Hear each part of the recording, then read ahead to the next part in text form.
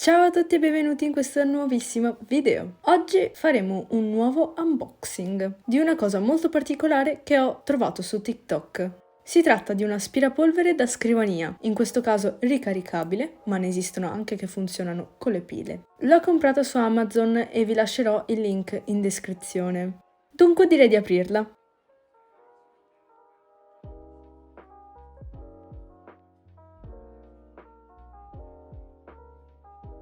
Aprendo la scatola troviamo il libretto delle istruzioni.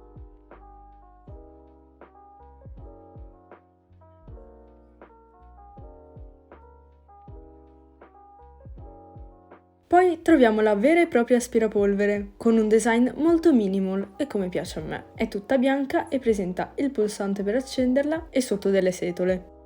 In fondo alla scatola abbiamo il cavo per ricaricarla e questa spazzolina per pulirla al meglio quando la si svuota.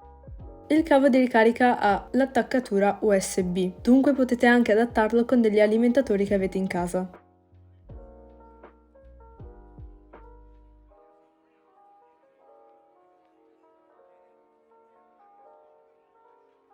Per pulirla è molto semplice, basta dividere le due parti, la parte sotto contiene lo sporco e poi c'è una seconda parte che è il filtro.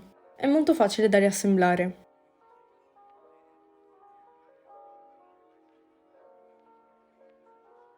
Qui ho fatto un test per farvi vedere come funziona, devo dire che fa un po' di rumore e ora vi farò sentire.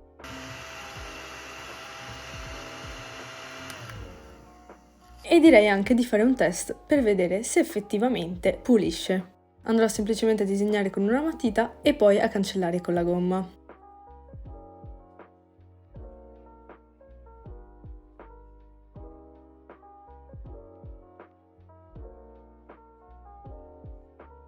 Ho fatto veramente poche cancellature, però come potete vedere funziona benissimo. E sono molto felice perché non pensavo funzionasse effettivamente così bene. Qui c'è un test più ravvicinato per farvi vedere un po' la potenza di aspiratura che ha e con un po' di più sporco. E anche qui il test lo supera a pieni voti. Ora andiamo a vedere come si pulisce. Come vedete si stacca la parte inferiore che contiene tutte le cancellature sporcizie, la si va a svuotare nel cestino e poi magari si dà una passata con la spazzola che c'era nella confezione. Poi si ricompone ed è tutto come prima. Qui vi faccio vedere meglio la porta di ricarica, io in questo caso ho questo alimentatore multipresa e qui vi faccio vedere durante la ricarica. E nella scatola è segnato che si ricarica in circa un'ora. Spero che questo unboxing vi sia piaciuto e soprattutto che l'abbiate trovato interessante. E ditemi nei commenti se sapevate l'esistenza di questa aspirapolvere da scrivania. Ci vediamo alla prossima, ciao!